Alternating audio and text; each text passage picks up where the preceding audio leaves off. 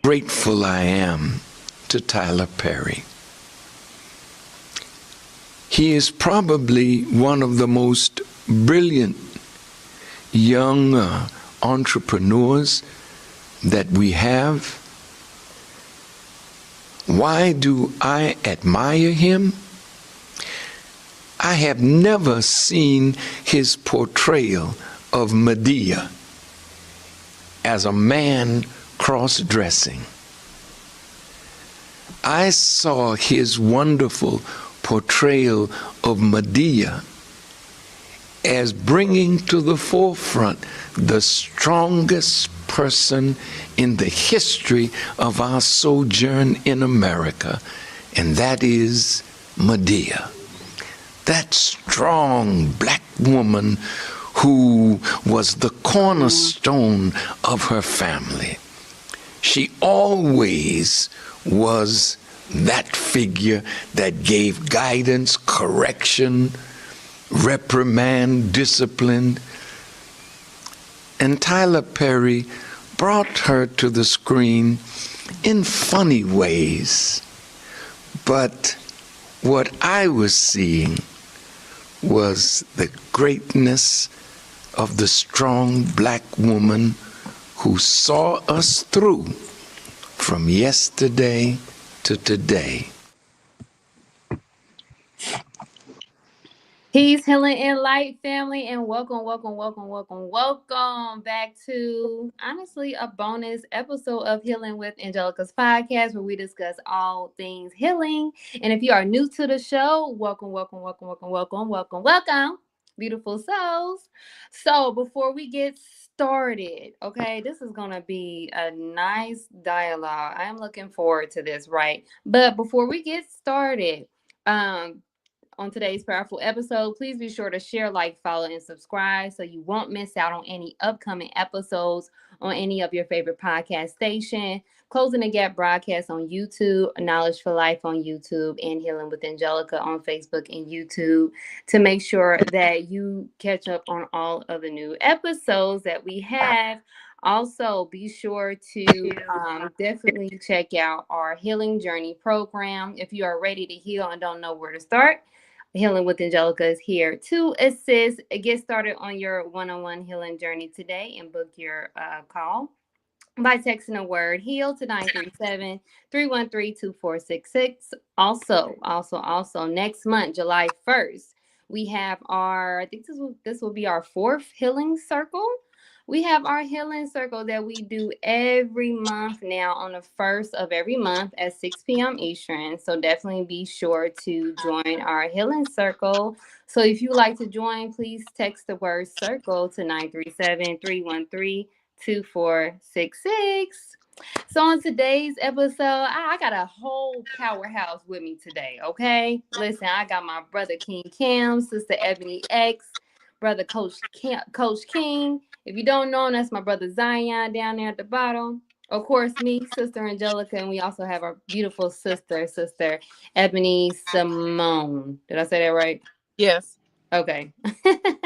All right, great. So listen, audience, this is something different. I haven't done this. I'm sticking to my one little interviews, right? But I wanted to do something different because this movie Straw, right? It's a hot topic. It's still a conversation being had today, right? And I wanted us to get into a dialogue discussion on the movie because for me, it wasn't just a movie. I really seen a lot of things that really portray just what we are going through as Black women and just us as Black people in general. So definitely, if you are wanting to hop in on this discussion, please let us know in the comment section below. I do have a link at the bottom when you are interested, or if you are interested to join the conversation, you're more than welcome to join the conversation. There's a link to hop on the live and share your input on the movie Straw, right? So I started off by, of course, you guys see my intro. However, I wanted to play a clip by the Honorable Minister Louis Farrakhan, him making great emphasis of the how talented and creative Tyler Perry is, and even just looking at all of the movies he has done and how creative he was in actually putting in the forefront just the actual reality of us as Black people, what we actually go through. So I really want to just kind of start the conversation off with just first and foremost, let's just ask, we can go around and just ask each other, like, what was you guys' input on the movie? And then we can kind of elaborate from there. So anyone want to get started? Or should I? Nah, let's go. You should. Oh, I should? Oh, don't worry. Okay. All right. So first and foremost, I kind of was hesitant to watch the movie only because kind of thought it would be kind of like this same old type of skit movie. You know what I'm saying? The same type of content of movie. However, I watched it and I can honestly say that I don't watch movies. I'm gonna be honest with you. I barely watch TV. So when I watched that movie, it took everything in me not to cry like a baby. But I did. And it was more so because of me feeling her pain. I was able to relate to the main character, Janae, in so many different ways. And within that, it also made me understand that you have people that didn't understand the movie. And some may have their negative perspectives of the movie, but I truly believe that you have to have a understanding of the condition of our people to understand that movie enough to have the feelings I had, which made me cry. Um, so I enjoyed the movie. I actually went back and watched it again today just to make sure I got everything I needed out of the movie to ask my questions and us dialoguing about it. And I think the last part kind of took me not really understanding what really happened as far as did her daughter die or was she already dead, things in that matter. So I kind of think I got to understand that after I watched it the second time. But I believe Tyler Perry did an amazing job on the movie. And I love his emphasis on bringing out the reality of what's really going on with us as Black women and just what's going on in the Black community. So, yeah. Yeah, absolutely. I definitely agree with you. Where my mind goes is, why is the movie itself so controversial? Like, why aren't people just leaving it as a movie and being on screen?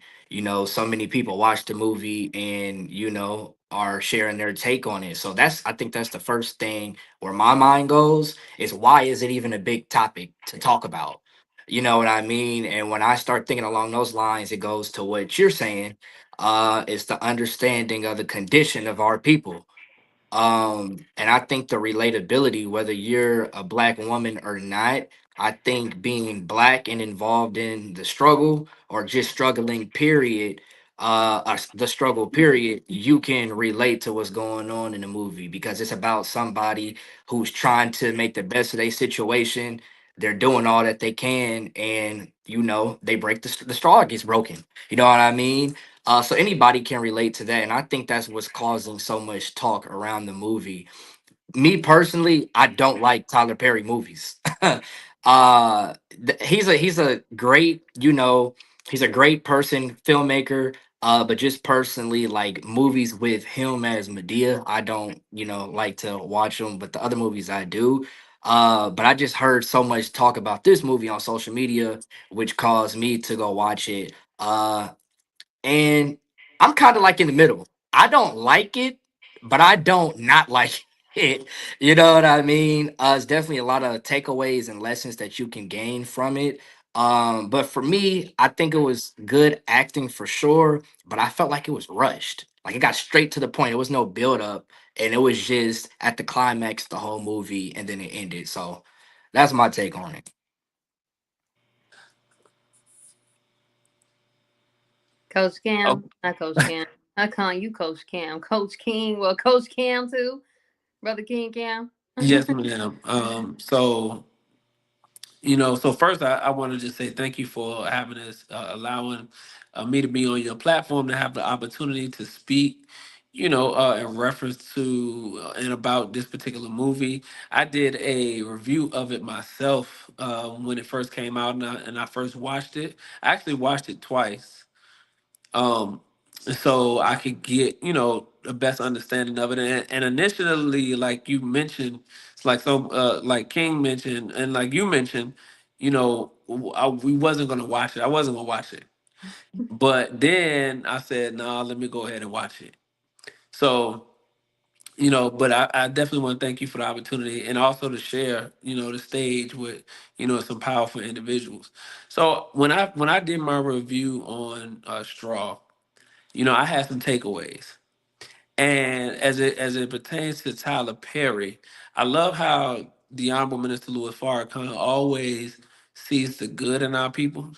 He looks past, the negative. He looks past the dirt, to get to the good part of all people. And it's just easy for a lot of us to bash celebrities, especially with YouTube and this Illuminati and all of this type of stuff where people get led down these different rabbit holes, and it's just easy to take black entertainers, black celebrities, black ball players, and have something negative to say about the things that they doing.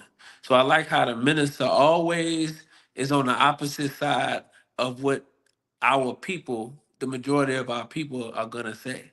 Because one of the things that I took away from just the backlash that Tyler Perry was receiving, and this pertains to Straw as well as his other movies, Hmm. was you have to understand Tyler Perry's thinking and his background.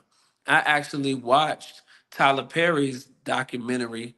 I believe it's called not Dear Mama, uh something. I can't think of the name of the documentary right now, but um it's about his life, Hmm. and it highlights his growing up, with his mother, highlights the struggles that she had, and highlights how you know, Tyler was abused, and you know, he spent a lot of time with black women, Mm. and that was kind of his safe place.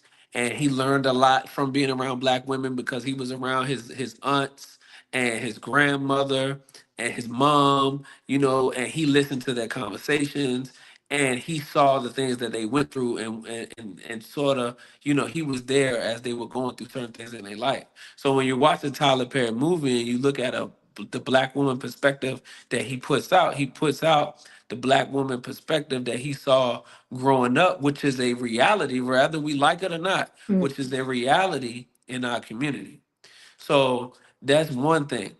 Now, when it comes to the movie Straw, I believe the main character name is Janiyah, and I said that Sister Janiyah not only represented black women, but she also represented black people, Mm. because Sister Janiyah wasn't just a black woman going through the struggle, but black people go through that struggle. And if we look back at our 400 plus years of sojourn here in America, then you know all of us or people that we know have gone under similar circumstances, if not identical circumstances, whether it comes to battling the criminal justice system and trying to find a good job, whether it's dealing with social services and, you know, being able to have money to pay for your rent and food stamps, and, you know, just trying to get by, and then dealing with just dealing with different things in your life.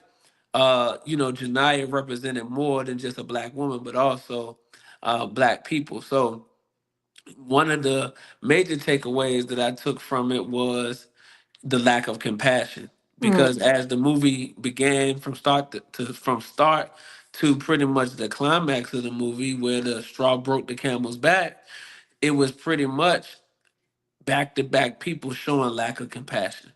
You know, many people, they knew her situation, the landlord knew her situation, her boss knew her situation, the lady at the bank knew her situation. Everybody knew her situation pretty much except the police. But Mm. we always know the police always make everything worse. So we didn't expect them to come in and make it better. They Yeah. always make things worse. Okay. But but other than that, everybody understood and knew what her situation was, but nobody wanted to offer to help until it was too late.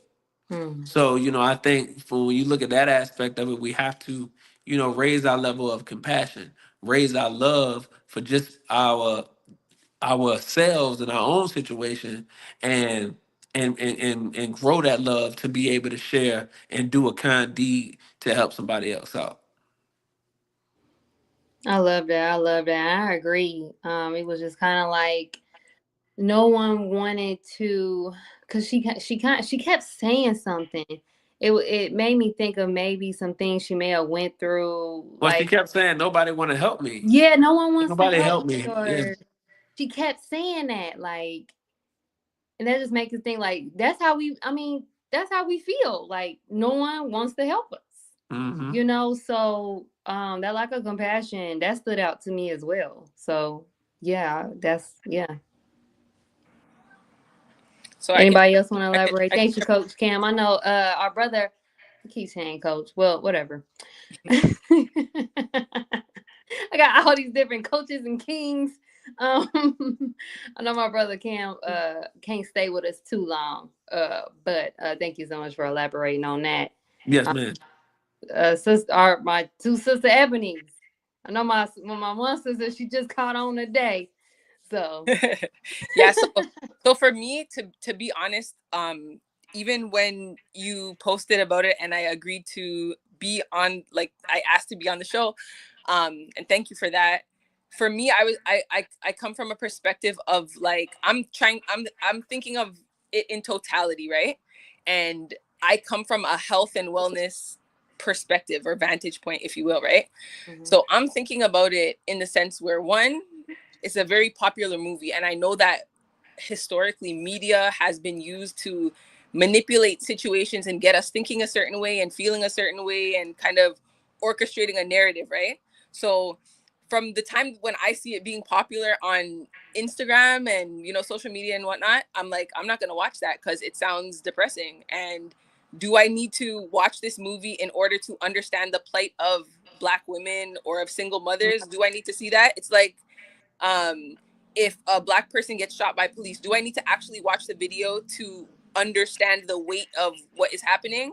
I don't feel like I do. And I understand and I see that a lot of times these narratives are, you know, put to the forefront to insinuate or create a feeling, you know what I mean? And it's difficult, especially, you know, in our community, to look away from trauma, because it's like it's in us. Like, it's like we watch these things, and I feel like as a collective we don't really understand like how they affect us, how they affect our nervous system, how they affect how we think, how they affect how we feel, and then ultimately how we operate. So at first that was going to be my standpoint, and I'm like, Tyler Perry needs to put more positivity out there and not necessarily push this to the forefront.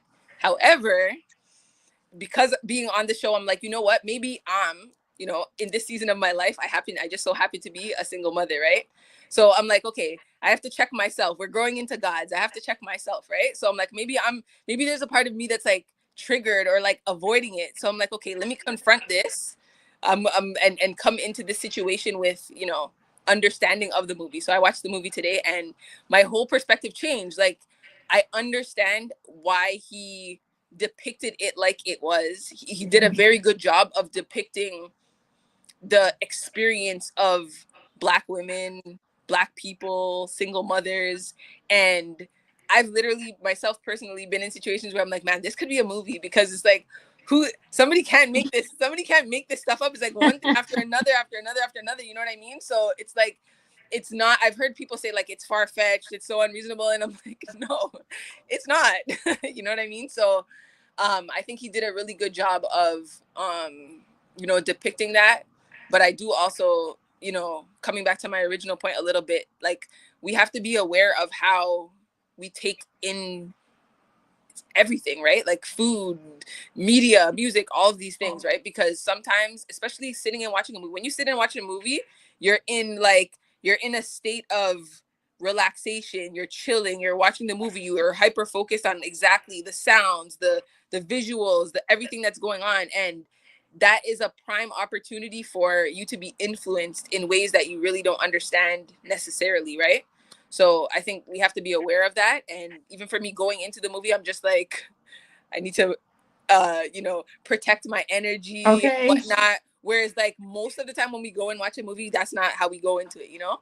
So, I mean, I say all that to say, I think it was a good movie. I think he did a good job, and seeing it as art, like, I feel like the twist at the end wasn't so like, it's still artistic, right? It's still a movie. It's still that. So, I mean, I think overall it was good, and it gives us an opportunity to see many different things can be pulled apart from that. And we could, if we want to, use those things to come to solutions and make things better in our community. Because there were down points and sad points and depressing points. There were also some positives that we could take from it. Absolutely. Absolutely. Thank you for that, Ebony. Yes, ma'am. Yes, ma'am. Which yes, ma'am. Assalamu alaikum, and thanks once again, sis, for inviting me and having the privilege to be on your platform once again. My take on the movie was very inspirational, actually. The Tyler Perry movies over the years has transitioned from the way back in the day where he was underground, and he was an underground comedian where he did plays. So for me to watch him over the years and see how he gradually uh, came to the pivotal point of actual being a producer, and also going into actually getting the realistic point of views and perspectives of real life issues, is it speaks volumes to me. For me, the movie personally, I related in so many different dynamics. Most importantly, it was the mental condition that all of the actors actually dealt with. And it really touched home on the the different dynamics and the different ways that our people have to deal with their day-to-day uh situations and circumstances, but also how they cope with them, how they really deal with one another, and what was the underlining reasons for uh how they treated one another. Two of the things that really stuck out to me was one, when she was actually in the room, and it was kind of it kind of brought to my attention the questions like, why is she moving so slowly? It kind of, for me, it kind of triggered a concern as to why was she moving very slowly. And then the looks that was being on the faces when she dropped the daughter off, okay, Mm. from the principal. So I was like, uh-oh, this is something is going on. And then too, when she actually uh was trying to do the right thing, that was her motivation the whole time, trying to do the right thing. But at the same time, there was so much conflict that she had to deal with, that it was like she was questioning herself, like, I'm trying to do the right thing, I'm trying to take care of my daughter, I'm trying to earn a living, honest living, yet I don't get any assistance, I don't get the help. Mm. And one thing that really touched my heart was that she, even though she didn't say it in the movie, she was really crying out for her creator to help her. Mm. There were a couple of times in the movie where she just looked up, but she was looking up as if, I'm giving it my all. We're coming forth my help. It reminded me of Hagar. It reminded me of the women in the Bible, that they, when they finally put their burden down, that's when they actually was able to get some help and some maneuverability that was giving them guidance and assistance in their difficulty and their struggle. And then the last thing, the mental thing, was the pain was so severe for her, because her life was her daughter. And Mm. when she realized, when her daughter passed away, her mind did a trigger that caused her to not focus on the reality of things. But what gave her life, what she didn't realize, what gave her life was struggling to do the right thing for that child, for her child, the child that she gave birth to.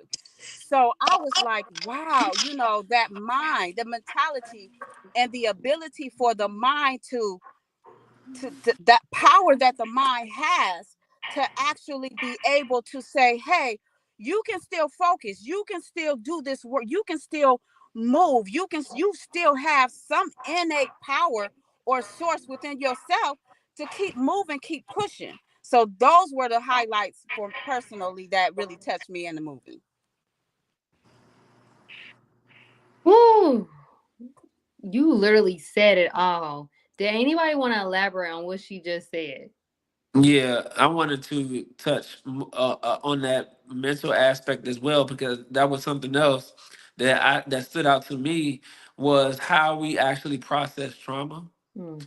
And I don't know if this was the case. I thought this was the case at first, but then somebody said that it wasn't. So maybe y'all can help me out. But I also thought that, I know her daughter was on medication because she was sick, but I don't know if she also had taken some type of medication, and maybe that medication had triggered her to have a psychotic break.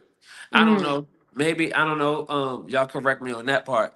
But even if that was the case, okay, my initial thought was, when we're dealing with trauma and then they prescribe these medications for us to take, then they cause us to have these mental breakdowns and have these potential side effects. But then also, if that's not the case, and she just was triggered, as Sister Ebony mentioned earlier, then it brought into my mind how we actually process grief. Mm. And, being able to process such a huge loss, because this was actually the next day, being able to process the loss of your child, as Sister Ebony mentioned, was her life. Her mind was just not able to process that when she got up the next day and literally was like in routine, to the point where she was doing these things and didn't realize that this was actually happening. And as Sister Ebony mentioned, she went to the school, and the people at the school was looking at her, but nobody pulled her to the side to say, "Hey, sis, what you talking about is not making any sense." Because remember, she goes to the school twice. She Mm. gets to the school, supposedly drops her daughter off. Then she comes back to the school. Remember when she leaves the job, because apparently she's supposed to go take the money to her daughter. So she went to the school twice, and two times they didn't say anything to her. Right. So that was another thing. The other thing that popped in my head was the name of Tyler Perry's documentary is called Maxine's Baby. So if you get an opportunity, you can go and type that in. It's Maxine's Baby, but you can go and you can watch Mm. that, and you can really get an understanding of how Tyler Perry thinks. Mm-hmm. And I've been watching Tyler Perry movies probably just as long as Sister Ebony, back to the plays, because that's when I first seen him, when he was doing the plays, and he was doing the Medea stage plays. And I enjoyed the stage plays because of the relatability of Medea. And that Medea was a character that, as the Honorable Minister Louis Farrakhan said, was a foundational piece in the black family. That Mm-hmm. was a piece that offered guidance, that offered correction, that was there to keep the family together. And when we look at the history, this is not about feeling. This is fact over feeling. When you look at our history, there wasn't black men that was keeping the family together, because the men were out working. It was the women that were there keeping the families together. They were the matriarchal figures, because remember, in slavery, they was destroying the man. Mm-hmm. They was destroying the men to the point where they had them working ex- very long hours. They was dead. They would separate the families, right? So you had the mothers that were the patriarchal standpoints of patriarchal foundational pillars that helped to keep the family together. And then as we moved further on in the history, right, especially when they entered when drugs hit our community, and when mass incarceration hit our community, all of the black men was taken out of the home, either through violence, through drugs, through prison and pipeline. They was gone. So because the black men was gone, it was the black women that was there, and they was offering the guidance, they was offering the love, they was offering the correction, so that the family would stay together. When you look at soul food is a good example of that. Remember, the Oh, grandmother was the matriarchal figure that kept the family together. And the yeah. minute that she passed away, the family went to hell. Everybody started doing their own thing. Everybody started acting crazy, acting like they didn't have no home training. But that's because the matriarchal strong black woman figure is a real figure in our community, Mm-hmm. and we have to acknowledge that. And I'll close with this. One of the things that I offered was the fact that a lot of times people want to talk about all of the positivity, and we have a lot of positivity, but one thing about life is you don't have the positivity without the struggle. Mm. It's yin and yang. The minister said that struggle is the mother of creativity, or pain is the mother of creativity. He mentioned that in Closing the Gap. So you're not going to have creative, artistic work. You're not going to have success. You're not going to have positivity unless you have pain, unless you have struggle, unless you have obstacles to go along with it. Man, Mm. that's good. Break it down. Can I say something on the grief part of it? So Yeah. in terms of like the storyline being that the daughter died, and then the next day was the outcome of the day, right? I feel like, when you're in the thick of things and you're just on autopilot, you don't it's almost like, especially when you have children to take care of, it's like it's beyond being able to stop and say, okay, what's going on right now? It's like things have to happen, things need to get done, so you just go. And you could see that she was on autopilot, because it was just automatic that she got up the next day and she did the routine, right? And it was I don't know if you all caught it, but at the end, it was like when she got the news that her daughter died, at first she didn't accept it. It was like a blank, you know, it was like blank. And then she looked up, and then it was like, you could see that her mind clicked. It like, she clicked back into reality, and it was like, oh my goodness, like, this is real. My daughter's not here, right? But when you're in grief, it's like, it's one of those things that can consume you, right? And you're not aware of reality. And the way that our brains work, the way that our subconscious works, is that it's trying to protect us, right? It's trying to protect us from feeling pain, from being hurt. So her brain essentially went into like disassociation. She was disassociating from the reality of the fact that her daughter had passed away, and just kept on going and kept on going. But what kind of stuck out to me is that many instances in the story, of course it's a story, but many instances where it didn't have to be like that. If one person said something, or one person was a little bit understanding, or if one person said, hold on, like the principal, for example, even you know, the manager at the job, like if he was a little compassionate, or do you know what I mean? Like, if, you know, certain things, if the lady would have just cashed the check, like, you know what I mean? Like certain things where it's like, it didn't have to be like that. So I think of it as like, she was struggling. Like you said, Sister Angelica, she kept on saying like, nobody's helping me, right? She was in a state of helplessness. And when you're in that state of helplessness, you can't think of solutions. She was racked. That whole day was her trying to come up with solutions, right? But when you're in grief, you can't come up with solutions, because you're not seeing reality. You're not seeing things for what they are. You're seeing things from a helpless vantage point, which obviously limits your sight. You don't have a clear vision, right? And then I think that was my point. But I feel like in so many, like I said, in so many instances, people could have helped her. So I think that all of that could have been avoided. And if we just think of it in a reality type of situation, right?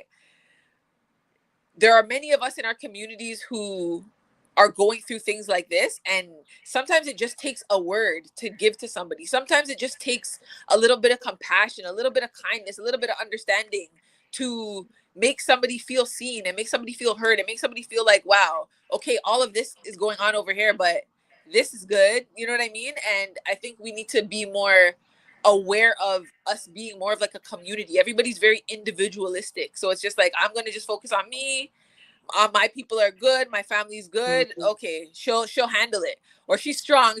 She'll figure it out. But it's like, no, how different could it have been if somebody just put a word on her heart, or understood her, or do you know what I mean? Even before all of this happened, right? Because obviously this was the straw, right? There's many straws before the straw that broke the camel's back, if you will, right? Ooh.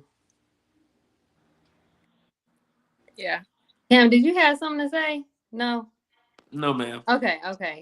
And like I said, I know my brother gotta go. So if y'all don't see him no more, assalamu alaikum. Thank you so much for getting on the show, elaborating with us on this great topic. And you guys have said so much. Like, when Sister Ebony, she talked about, and that's why I can relate so much, because I personally went through a loss. I lost a child back in 2016. And the moment that they told me, mind you, I'm already 9 months pregnant and my baby's in me. And when they told me that, oh, there isn't a heartbeat, when I say my mind, like everything just went numb. I remember going into the labor and delivery room, and it was like it was like I wasn't here. I could not accept what was going on. And they were saying, put your gown on, like getting ready to deliver. So I'm getting ready to deliver a dead child, like a dead baby. Like it wasn't registering to me, to where I was looking myself in the mirror, staring, didn't even know what I was staring at. So like a part of me felt like it left in that moment. And I remember as I went home, I still had this, I would still rub my belly as if the baby was still there, because I didn't come home with a baby. So everything felt like it wasn't real, to a point to where I completely ignored that situation happened. you would have thought that I did not go through that, because after the week I didn't want to talk about it. I didn't want to kind of elaborate on it, and I didn't want to think about it. So I didn't accept it. However, by the grace of Allah, I was blessed with my child now, Amir. And it wasn't until I had him to where it brought me back to, wow, I never grieved over that loss. And that's been, my son would have been 9, so I felt so much when the moment at the end, when they basically said that, oh, honey, she died last night. Of course, in my mind, we didn't know that. We're going through the movie like, oh my God, why are they doing that to her? Like, she's a good person. This whole time, she's like, she's not in her right state of mind. And that just honestly just goes back to the point of how if we could just start just being able to just notice and see when our people are crying out for help, to reach out and say something.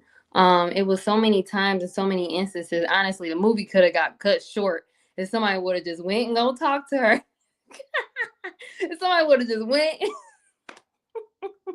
like, listen, baby, unfortunately, and I ain't being funny, your daughter died last night. So in the bank teller, she said she knew that already. All right, so we over here wasting time trying to get everybody worked up. But I just wanted to make emphasis on how important it is for us to also be able to be a community and also see those things that are going on within us, like even seeing individuals going through things, just reach out and say something, because it probably could have been solved very quickly, and she probably didn't have to go through most of the things that she went through in that movie. So yeah. I also want to Yes, say ma'am. too that the two Black women, particularly the bank teller and the police officer, I feel like they like felt her the most, and she felt seen by them the most, and the old lady too, the elderly lady. Yeah. But that made me think, like, I feel like nobody got Black women like Black women, like in the state that we're in right now. You know what I mean? Like, nobody can understand Black women like Black women. But if we just thought more as like a collective, like a community, like even things like how you have your healing circle and stuff like that, like those things are so important, because it's very easy to feel like you're alone and like you're doing it by yourself. But it's like, no, like I did this too, and everybody's at different levels, right? So it's like one person may have already gone through what you're going through, one person might understand it differently, right? So like we can all help each other if we understood that we're a collective and we can help each other, you know. Mm-hmm. Yes, ma'am. And on that note as well, the compassion piece is so very important, because we, as like you said, we as Black women know Black women. And one thing that I really want to make sure, I really wish and hope and pray that we as a Black people stop trying to figure out and put a label on what is actually happening with our people. And particularly, I don't know, I forgot the brother's name, but about the question about the medication, perhaps she was on a medication, Okay. right? Mm-hmm. And if you really look at her, if you really just take a few minutes and really look at her demeanor, her posture, her face, her countenance, her eyes, the way she walked, the way that she was speaking, the way that she tried to deal with each individual according to the individual relationship that she had with every person, right? The woman, like Sister Ebboni X said, the woman, she go hard. We go hard. We's tired. The sister wasn't eating. She was deprived of sleep. She was deprived of nutrition. She was deprived of food. She was deprived of water. She was deprived of clean air. She was deprived of an environment that served her. So when you deal with all of these things, and the body automatically, and she was pushing as hard as she was, there was so many deficiencies that she was dealing with that she didn't even know, right? So if you're deficient in the natural vitamins and minerals that you get from food, but she wasn't eating, the ability to flush toxins out of your body, but she wasn't drinking water. The time that it takes for the body to rejuvenate and regenerate cells when you sleep a good amount, a number of hours, but she didn't get hardly any sleep. So she was deteriorating. Here is a Black woman deteriorating every single day, but yet everybody is ridiculing and not assisting her, judging her, complaining about her, right? So we as a people, that is something that the minister always talk about. Where is our compassion at? Do we have a heart as to what's going on in humanity? But number one, charity starts at home and it spreads abroad, right? So if we don't have the same love for your Black brother, your Black sister, we don't have love for a sister, and we're judging a sister, we're judging the things that she's doing wrong, quote unquote. What does that say about the love that you have for yourself? You know, do we love ourselves enough? Are we taking care? Are we looking at what our sisters are going through as a self-checker? Yes. Because guess what? If we see what's going on with the sister, we have a responsibility to say something, to speak out against it, to do something about it, or gird up in your body, in your whole being, to make sure that this situation doesn't continue. Yeah. You know, so we have to be very careful with that judgment. We have to be very careful, like Sister Ebboni X said, with that independence, the individualism. You know, that ain't me, that ain't I. Oh, that, look at her. No, look at us. Look at us, and look at we. You know, and we're commissioned to help one another. Our neighbor, it's in the Bible and it's in the Holy Quran. It's even in our nature, in our DNA, and in our genetic makeup. If you don't yearn, like the minister said, if you don't have a passion or a hurt that's going on with the people that's being bombed, with our people that don't have enough food, with our children running around the street with a diaper on when their mama not available, or where mama at, then that means we're not human. And being human is the first opportunity for us to be able to be the best human and then become gods. But then the question is, what do we want to do? What is our purpose? What are we here for? Break it down. Break it down. Praise be to Allah.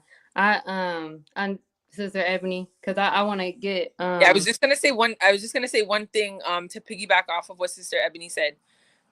In terms of like noticing when somebody is off, like noticing when you see somebody and maybe it's a person that's always like put together a certain way, or you know, behaves a certain way, and then they're like not like that. It's important to check it. I feel like in particular for single mothers, right? And Black single mothers, it's like we're expected to be strong, so nobody second guesses when we are like overburdened, right? Because it's like, oh, she always handles it, she always gets it. And I feel like a lot of times the compassion comes after the straw has broken, like when the mother, and like, you know, it's, you know, it happens where sometimes the mother loses her mind and kills her children, or like does something insane, like even like this movie, like in reality.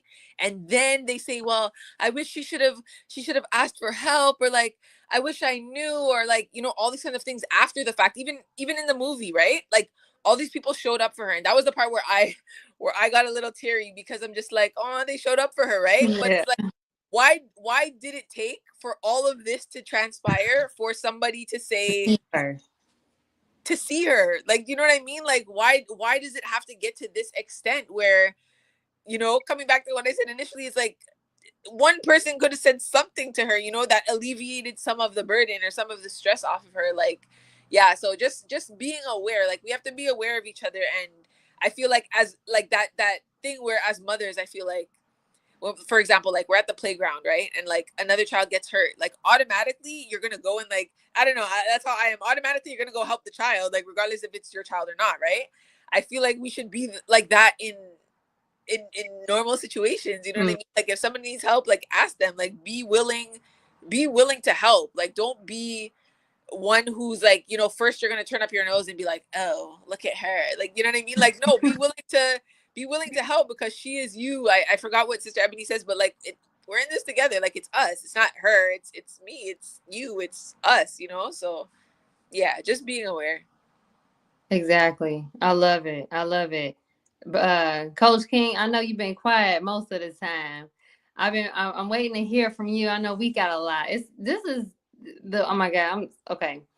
The movie was absolutely amazing for me. And it's so much to talk about within this concept of the movie. And it just sounds like to me, as we're all dialoguing about it, it sounds like there's a real need for the love in our community, as far as how, you know, we need to show up for one another. It's that coming together in unity, you know, being able to recognize when one needs help and being compassionate. That lack of compassion, for me, really kind of did it. And when you guys elaborated on it, really opened my eyes to see, you know, the condition that was shown in the movie is literally the condition that we see our people in today, even with just the lack of resources. It seems like the sister was getting the minimum wage. It looked like she was getting during the movie. Like she did not have the resources that she need, but she was around people that did, like, or they knew her or they seen her. It kind of remind me of the lady that was in the bank, said, oh, I see you coming in the bank all the time with your daughter, and you don't, you know this and you see it, but you know it's kind of like, don't wait until the last minute, and we have to stop doing that, you know. So I know I'm waiting on Coach King to elaborate. Yeah, no, absolutely. I really wanted to ask y'all a question, but I felt like it was going to open up a whole nother topic. But, you know, we seen the psychological part of it. You know, we saw everything like leading up to her breaking point. What do you all think she would have been justified if she did take it a step further? Because we're looking at it a certain way, because she didn't harm nobody, she didn't kill nobody. But what if she really would have robbed the bank? What if she would have killed one of the hostages? With our understanding of what her situation is, would we still be that much compassionate, right? We have people that are labeled as criminals all the time that kill people because they were trying to feed their family. So they robbed them and killed them, or whatever the case may be. They stole a car because they was tired of always riding public transportation, or they had no way around. But if we would have went back in their story, we maybe would have saw all the events leading up to what they did. So I just wanted to ask y'all, will we be this understanding and this compassionate if would she have been justified even if she would have took it a little further with us knowing her situation?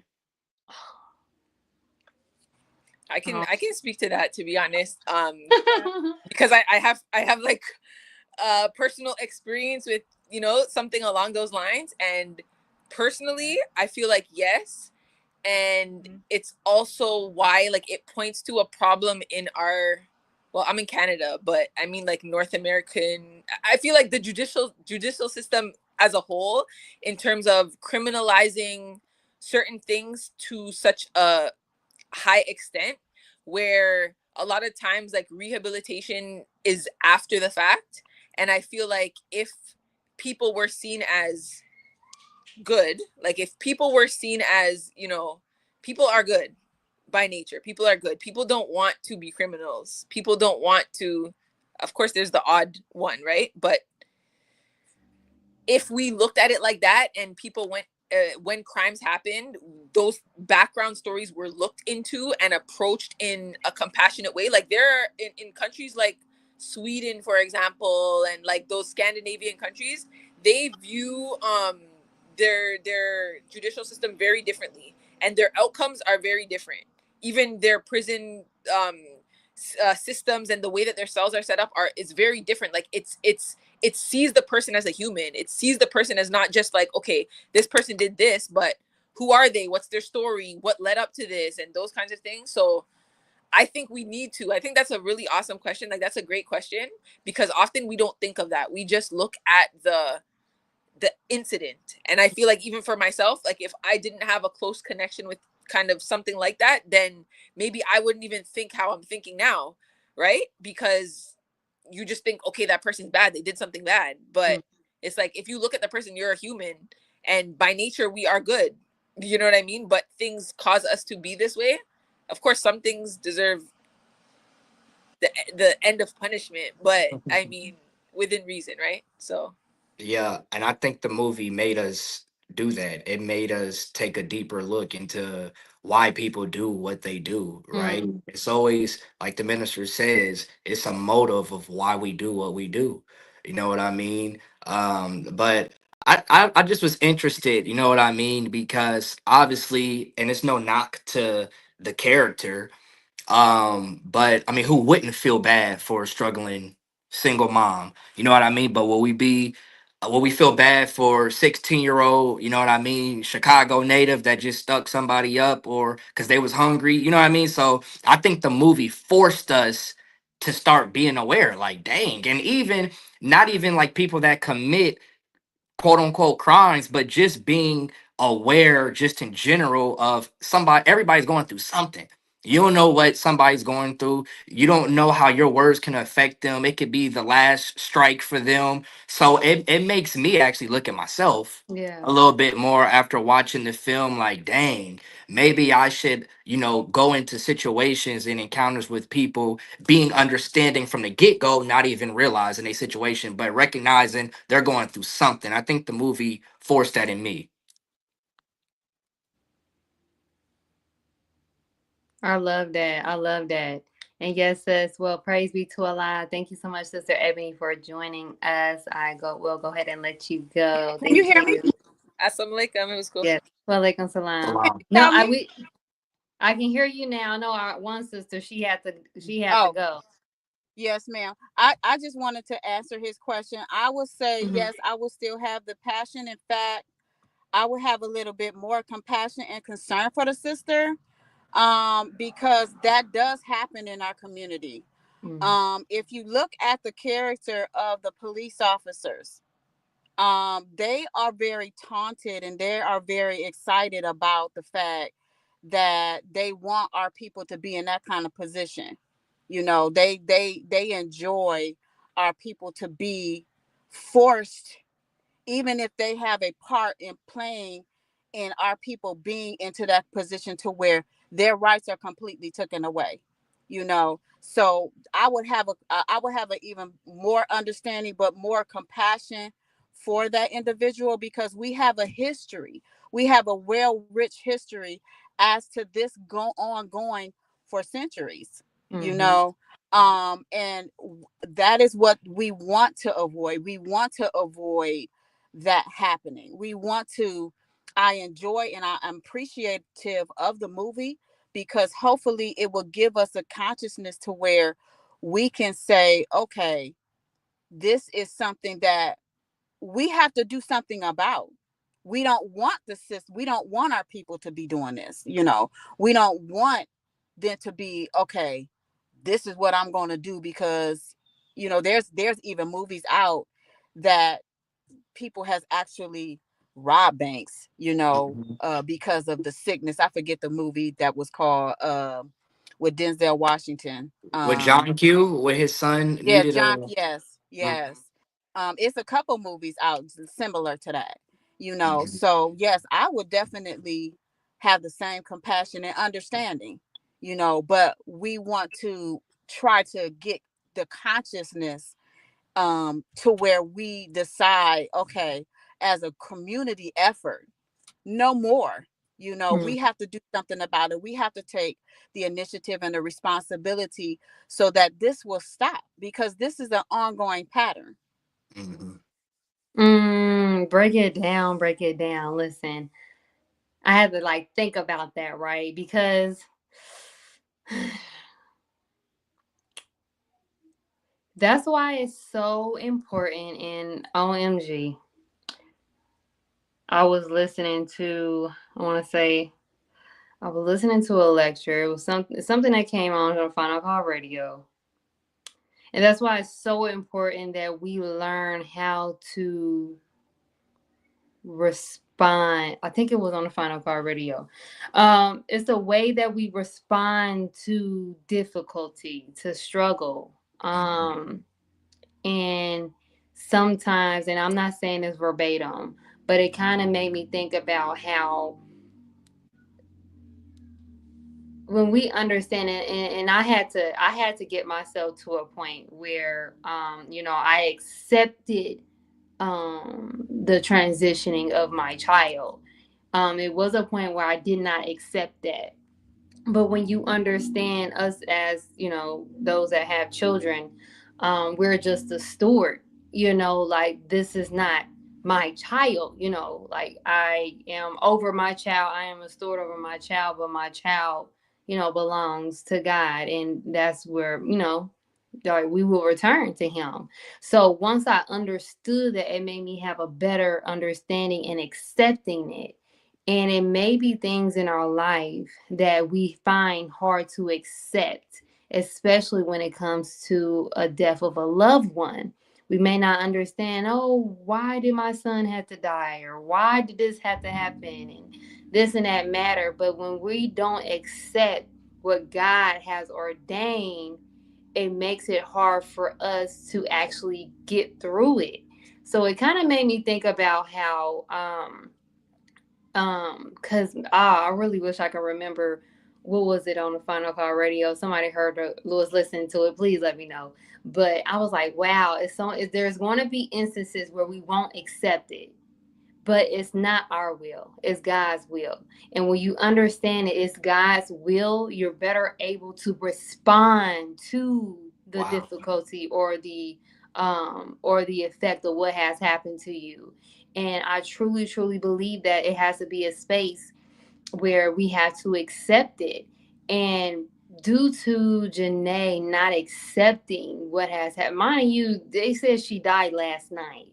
I'm like, this only a day. So I mean, I get, her, she probably didn't accept it right away, because I mean, she did it the next day.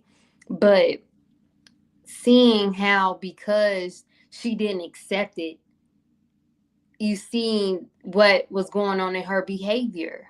Yeah, You know? it's so crazy you say that. One, I definitely know what you're talking about. I heard that on the Final Call as well, but Yeah.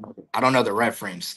But two, I literally still am, but I'm on the tail end of it. But I literally was going through a major trial not too long ago, and I was talking to a particular brother at the mosque here in Chicago, and he really helped me get through it.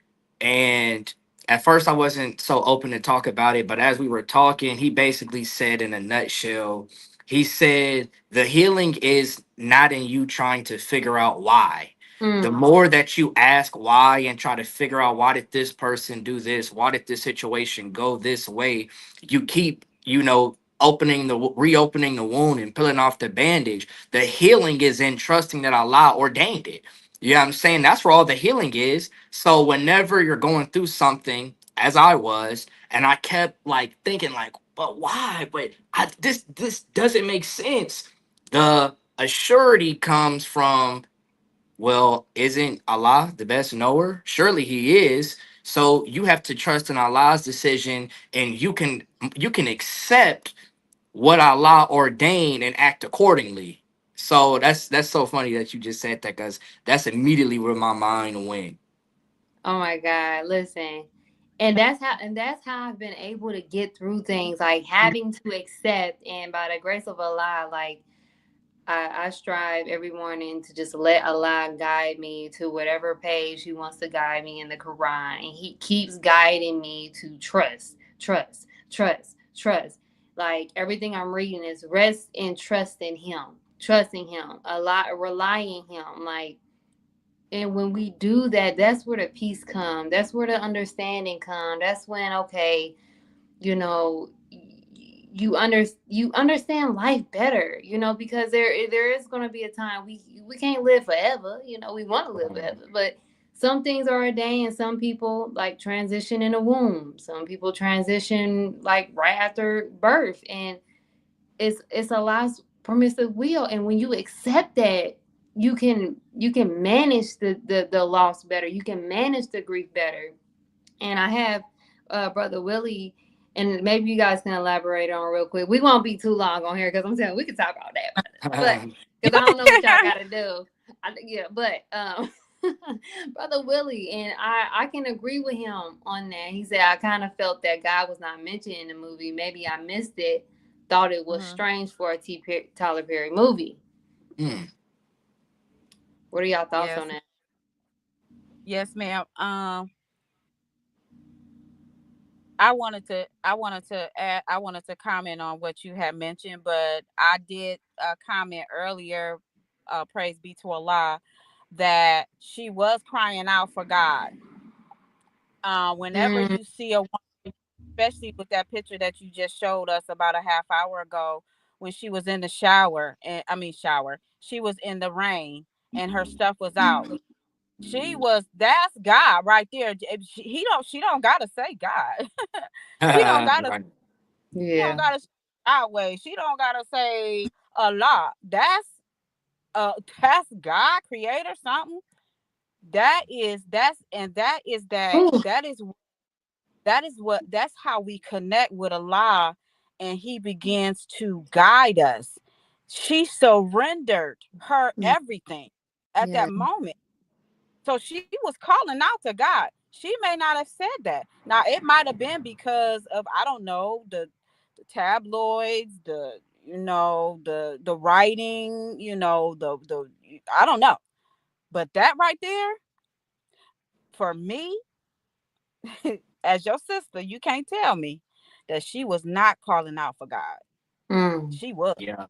And us as women who's lost a child, who's a mother, who's raised children, who's sacrificed, who's gave it our all to raise our children with nothing. That picture right there, that spoke, that pulled on my heartstrings. Ooh. um Last thing I want to say about God's will, it's very difficult. It gets very, for me, in trials and learn, and I'm still learning this because I'm not a master.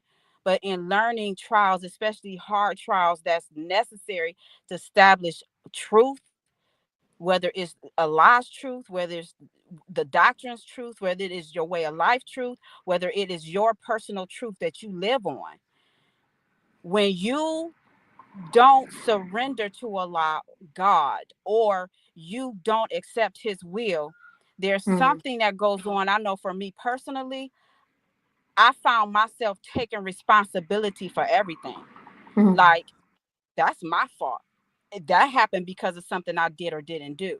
And I had to learn, and I'm still learning, that in order to accept Allah's will and to for me to do the will of Allah, I have to focus on what Allah is doing, not to me, but He's doing for me. Yes. And I have to make sure that I don't take responsibility, because when I take responsibility over Allah's will, it causes me not to forgive myself, even if I'm short, if I fell short, even if I made a mistake. And it detaches me from accepting Allah or God's forgiveness for me. For Mm-hmm. He opens up a way for us. He when we sin, and even when we make bad decisions, God will delay our consequence, or He will remove the consequence based on our goodwill, our duty, and our good deeds. But when we take responsibility, off of Allah and we try to be the God in the situation, and we don't surrender our will, and we say, oh, this is how it's supposed to be, and Allah, I'm supposed to be chastised or punished or what, this, that, and the other, it takes it prolongs the trial. And so Yeah. we're wondering, why am I still feeling this? Why am I still sad? Why am I Mhm. still this, that, and the other? It is because we're taking on a responsibility that we do not have the power nor the authority to take. Yeah, I So think. it's so important. Yes, sir. No, go ahead. Go ahead. It's so important that we delve into our trials. We really delve into them and not run away from them, not try to pacify them or use coping mechanism to alleviate it, because in those in within the trial we will see ourselves when we do that, because we're going to do it because the minister said we're going to. But that is our elevation, and when we elevate out of the trial, when we're coming to the end of that trial and we're passing it, Mm. then we can affirm and say, I surrender my will. I surrender my will to do the will of Allah in that trial, because I have been successful in passing, or I did not surrender my will to do the will of Allah, and I got to repeat this trial when it comes back. Mm. Yeah, absolutely. I think our connection with the God determines life, right? It determines our reality, it determines how we perceive life. It Our relationship and connection with the God is that is the difference maker of how we go about life. So even us asking, the question why, and to the degree that we ask why, shows what level we're on in terms of our relationship with God. Exactly. Because when we strengthen our relationship with the God, we're able to understand how he's communicating with us. Not saying that everything that we go through, we're just gonna, oh, I can recognize you, God. I know what you're revealing to me. I know what sign this is. I'm not saying that, but we become more in tune with ourselves and with the God, because surely he's the only reality. You get what I'm saying? But I think, it's, just like the messenger says, a champion can't be recognized as the champion unless he has an opponent. Mm. So we can't be justified and say we're believers unless we've been thoroughly tried and we show and prove that we've trusted the God, that we kept our faith in the God when we were going through trials, some trials that are maybe more severe than others.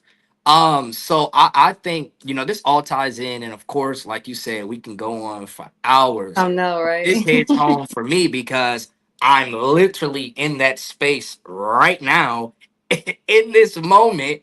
When we get off this broadcast, I'm gonna go in nature and go read some more, because I got to get into it myself, because your brother is going through it. So this really hit home for me, because I know it to be true. You will have to fall down to your knees, cry, beg out for God.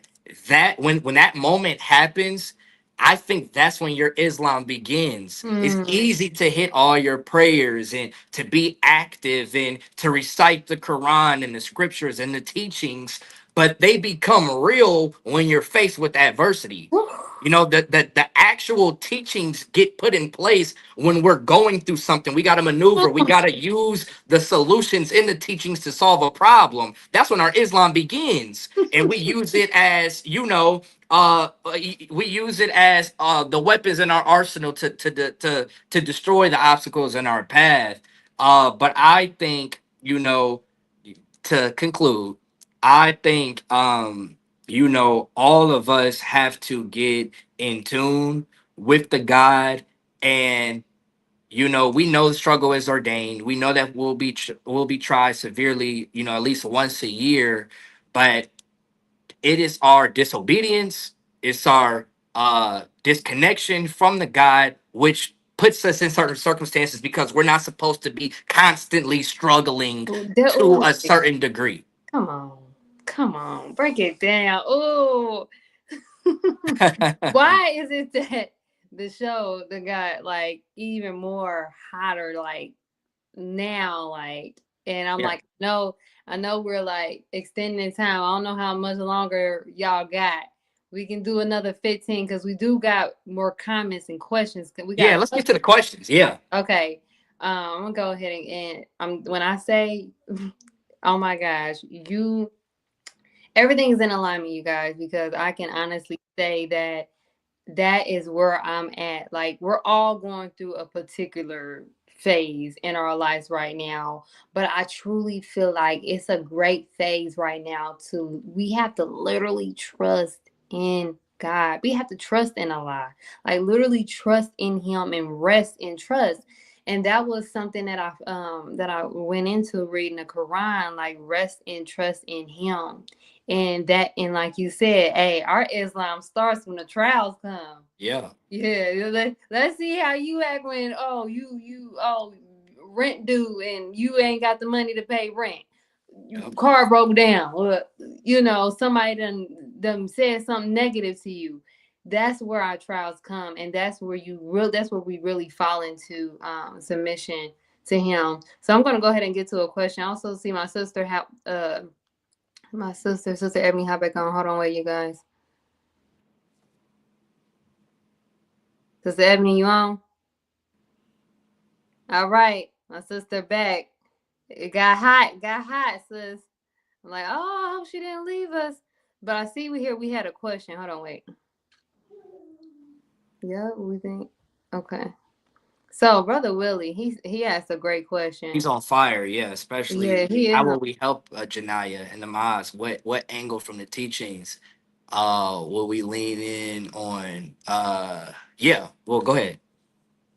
Oh, okay. Well, you was reading it, so you Oh, can. I can read it. Yeah. Okay. If we met Janaya, what from the teachings could we share with her to help her? How could our mosque or study group help her with one of her real problems? Car, rent, loss, mental health. I would say I mean, the whole Quran, the whole body of wisdom of the supreme wisdom could help her. Uh, because it's what Allah revealed. But for me, I would say, do you think you'll be left alone on saying you believe? You know what I mean? Like I said, we can't claim to be anything until we got put to the test. Ooh. You can't. It's like even when you're building a brand, your brand is fake when you're just speaking from I thinks and I feel. It's a difference, and your brand becomes more real when you're like, bro, this is tried and true. I live it, G. You know what I'm saying? I'm a real self-development coach because I had to learn how to develop myself in order to teach you how to develop yourself. Ooh. You know what I'm saying? I'm a real personal trainer because I know what I had to go through when I was having my weight problems. The brand is totally different. You get what I'm saying? We become different reflections based on our trials, Mm. based on our struggles and how we overcome them. If you look, the National Training Conference is July 24th to the 27th. I want a youth division. However, if you think about what the theme is for the youth division, it's triumph over trials. And I was Mm. just talking to the assistant supreme on Sunday when we were on Brother Mandine's show, and we were talking about not that trials won't happen, but how do you become victorious over your trials? How do you Mm. become successful? How do you become the winner? It's trusting and relying totally on Allah through that process, number one.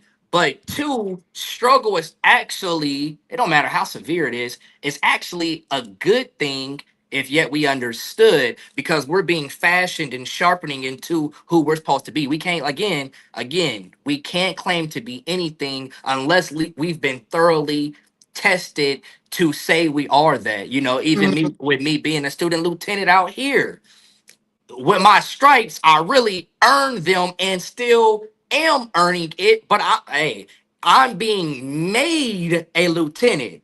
I'm not getting the title. I haven't been given the title lieutenant. I'm having to prove myself every day that this brother can Yes. be an officer. He can be a student lieutenant. So I think it's all about our perception when we go through things, and our, faith in Allah that will help us, be on top of this, come out on top of the situation. So to answer the question, that's the angle I would hit.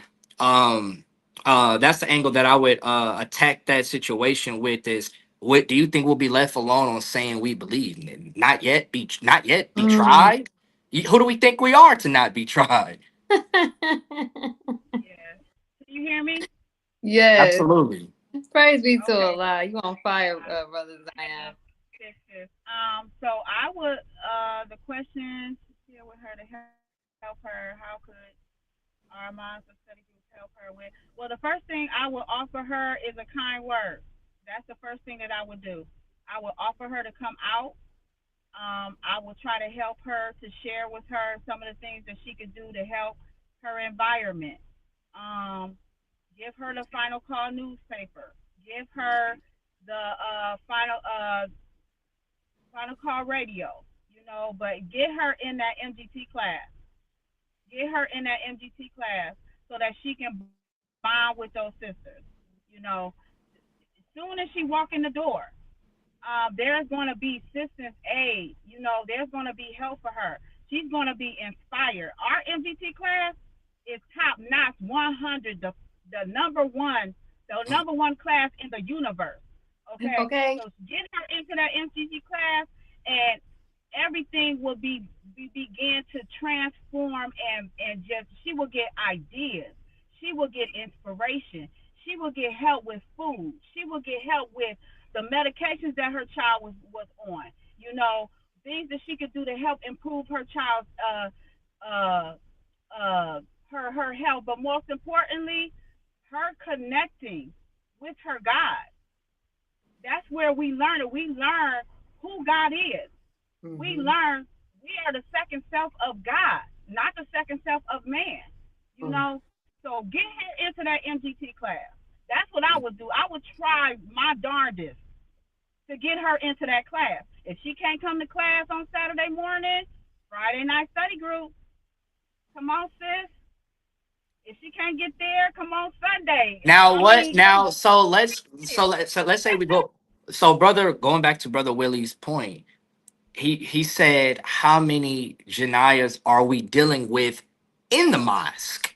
So my mind goes to, they're already going to MGT class, but Mm. they're faced with problems like the sister in the movie.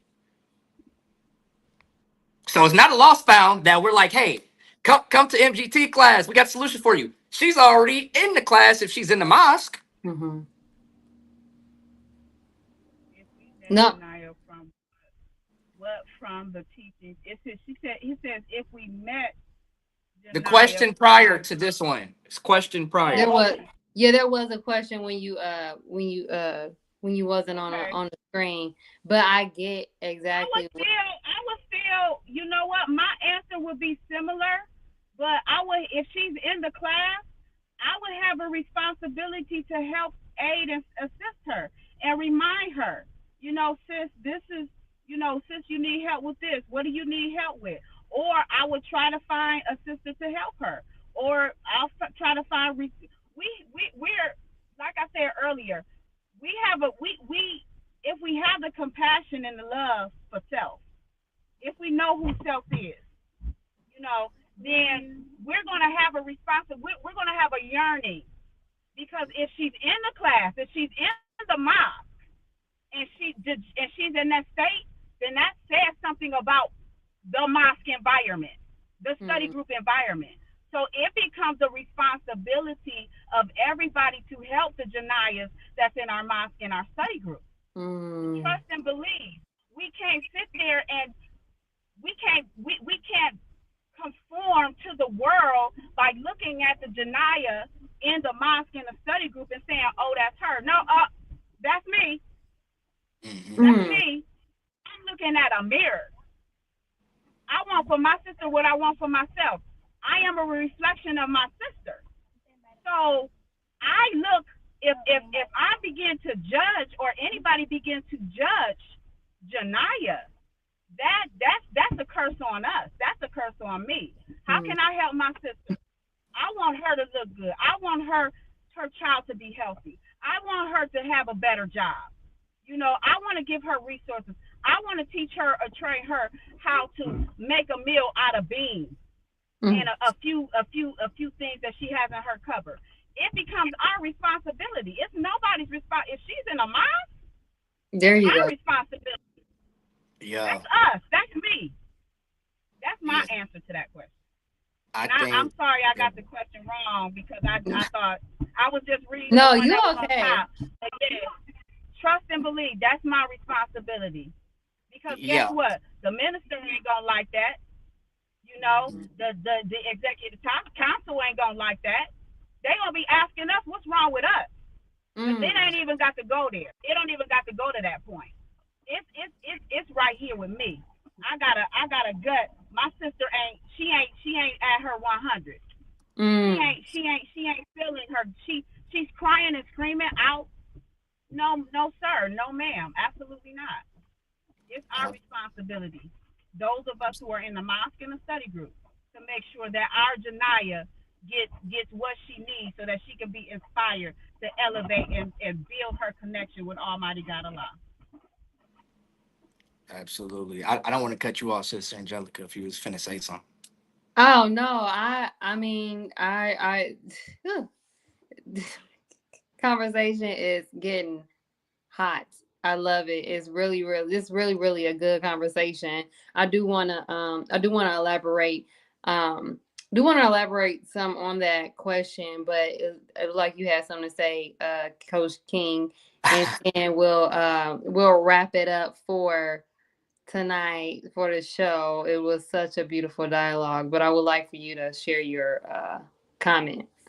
Absolutely. I was just going to say, I think connecting the sister back to her creator is the ultimate goal and will be, the ultimate solution. I think, if I help somebody pay their rent or I help somebody get a car, what have you, that may take care of the immediate problem, but it's not going to take care of the root of the problem, because this being going through a struggle like she was, that doesn't happen overnight. You get what I'm saying? You don't become homeless overnight. You don't become overweight. You don't become broke or financially struggling overnight. So at some point, the connection got lost with the guy. At some point, her ability to be, to bounce back, whatever the case may be, I think y'all get the point, got lost. So I think, the bigger solution, or the whole solution would be, reconnecting the sister with the God in whatever way that looks like. You know what I mean? It's easy, I'm not one that subscribes to this approach. And I'm out in the field a lot, but I don't subscribe to giving somebody a paper and that's it. You know what I mean? That's not going to change the condition of our people or save our people. That is the tool that we use to start a process if they're willing to submit. You can read the message to message to the black man and still be a fool. You get what I'm saying? But it takes a brotherhood. It takes you joining the classroom that will sharpen all of those things and those characteristics, that which makes you. But I think, it's a simultaneous thing as well. Obviously somebody's starving. What am I handing my message to the black man for? I'm gonna give them some food, Okay. and then we can continue. So I love it. I love it. I love it. And you're absolutely right. It's just kind of like understanding just exactly where a person is in their life right now. So you may have scenarios and situations where it may not be the right time to hand them a message to a black man. You know, just seeing where they're at right now. I'm not saying that later on down the line you don't do that, but it's kind of like being able to um being open to nurture the situation and nurture the person and being able to see where it is that they are falling short in. I definitely believe that when it comes to any Janiyahs, Janiyahs in the mosque, in the study groups, Janiyahs in the world, right? If we're talking about it in a woman's perspective, there has to be a reconnection back to source. I truly believe, and I can bear witness to it, anytime that I'm feeling a bit disconnected in my day to day life, there's a disconnection with Allah. There's something that I'm falling short in. There's something that is like, maybe I'm not doing enough prayers, or maybe I'm not acknowledging certain things, right? So, it's only when we understand that Allah is literally the only reality, when we understand that, then we're able to deal with what comes with life. And if that's the mental health aspect, depression, anxiety, financial struggle, anything that comes with life, understanding that Allah is your only reality, then we're able to kind of like be able to kind of get through it. So I can honestly say, like, that's even bearing witness to just where space I'm in, getting back to this balance, right? Because at the end of the day, y'all, it's healing with, I always say the with Angelica, okay? Y'all healing with me. I'm not healed. We're healing, okay? So even in the process of ups and downs and Allah pulling me this way and that way, I'm still trying to get up every morning and make my prayers. I'm still trying to get in that exercise. I'm still trying to just make sure that whatever's going on in life, that I make sure I make Allah the exclusive object and let him handle it. You know what I'm saying? So if we can kind of just make sure that we elaborate that to all of the Janiyahs, again, in a mosque study group or at home, and understand how deep a connection that we have to our source and how he is the ultimate way. He is the way, and he Yeah. will show you the way. So understanding that is, I think that's how we'll be able to get our Janiyahs on the right path. No, absolutely. I just wanted to say to that real quick. I'm so sorry. No, you're fine. You know, we say, we say certain scriptures, we say, certain principles, but we got to understand what they do for us and why we got to use it. So like it's one thing to say God is our only reality, but how? God is everything through its wisdom, right? Because he's not sitting next to us where we can, go ask him something, but it's in what he revealed in his wisdom that we get the ammo that we need to go through life. So that's how Allah is the only reality, Exactly. right? But I also wanted to say something to what you said. When we feel disconnected from God, I saw a post once. It said something like, when we feel closer to God or we feel far from God, who moved? It's Mm. God ain't go nowhere. He's consistent. His ways is the same.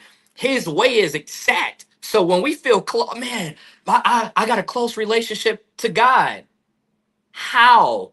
Through prayer. Because you get closer to God and you get further away from God spiritually, right? Mentally. It's not a physical thing, right? We become more like God in the mind. We become more like God spiritually. Certainly it's not just the anatomy of us that makes us God. We become more like God with our thoughts, with Yeah. our thinking. You get what I'm saying? So I just wanted to say that as well, because I noticed too, whenever my life gets chaotic, like I just cleaned my room up a few weeks ago, like it was like, it got to a point, I ain't gonna lie, it was terrible, like terrible. G.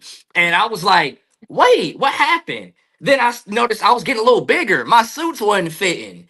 And I'm Oh. like, man, I'm just feeling sloppy. And I'm like, bro, the mosque meeting times didn't change. Mm. Allah's word didn't change. I got off the path. So I had to check myself. So whenever we're feeling closer to God, whenever we're feeling disconnected from God or far from God, you got to ask yourself, who moved? And you'll Mm. you'll answer the question, you move, fool.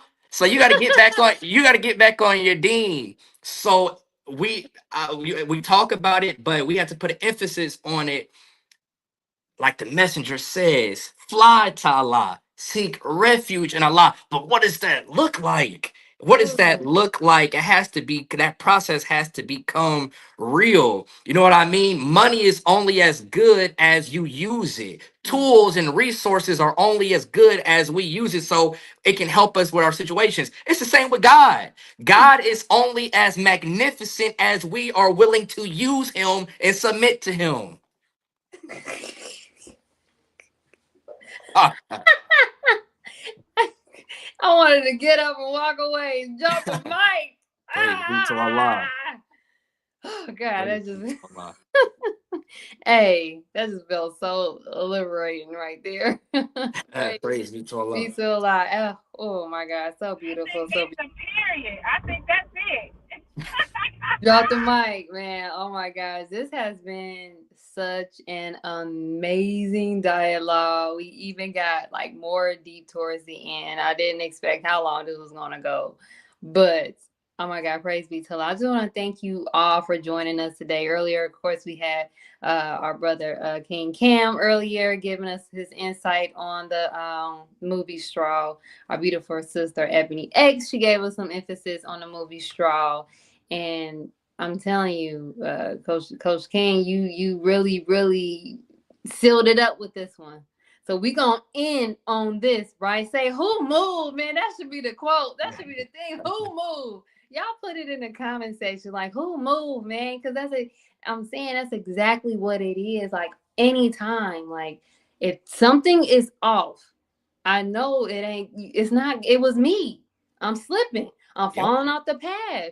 And it's going to happen. We're going to have those times when we fall off. But how do we reconnect? We get back into it, to those prayer. We make sure we eating that 1 meal a day. We make sure we fasting, right? We make sure we taking ourselves to the mosque or the study group or wherever we going, right? Getting back on our deen, right? So praise be to Allah. So I just want to say thank you all for joining us today to discuss such an amazing topic. We talked about the movie Straw, okay? This is the last straw, okay?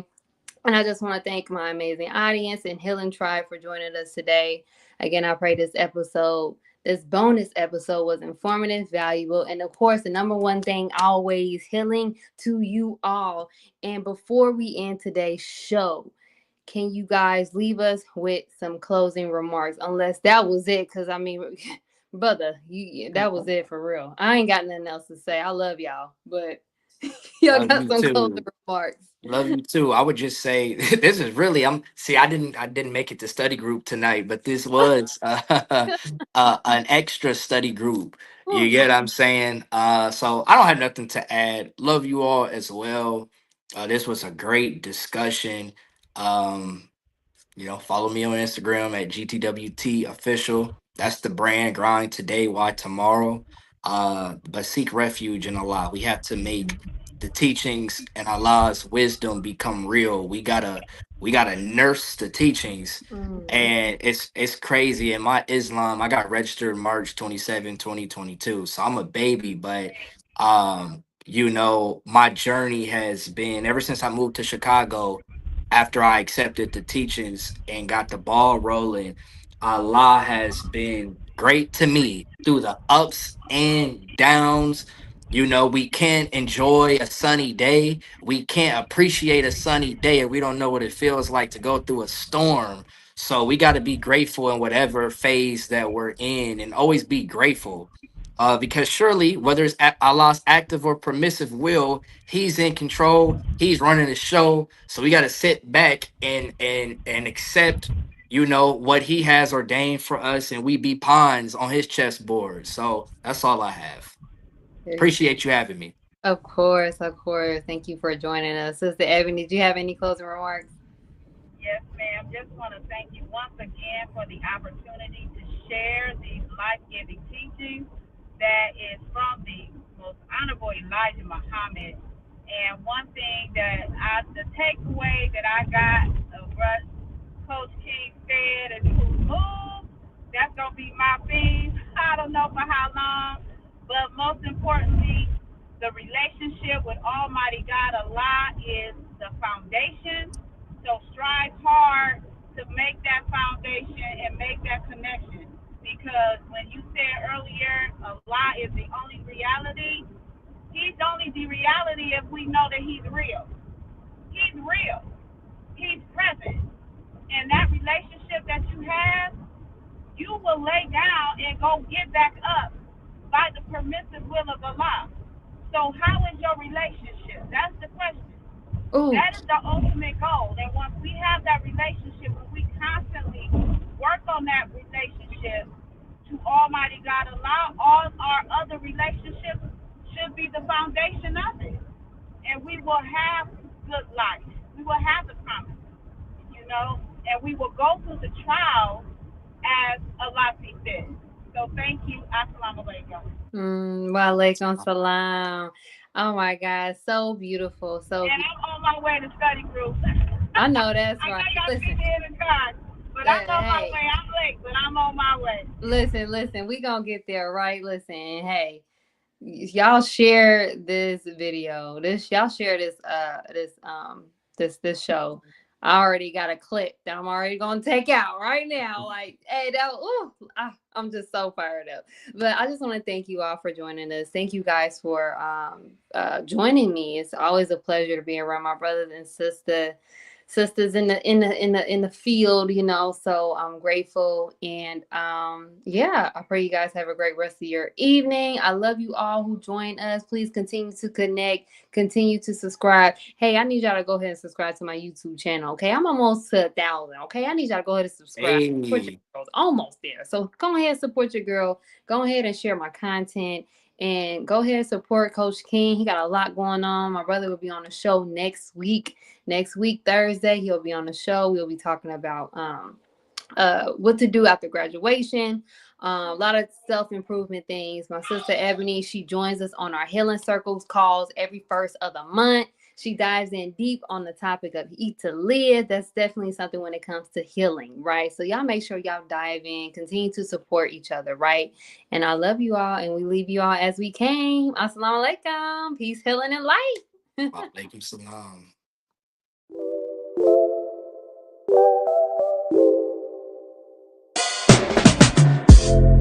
Welcome to Healing with Angelica.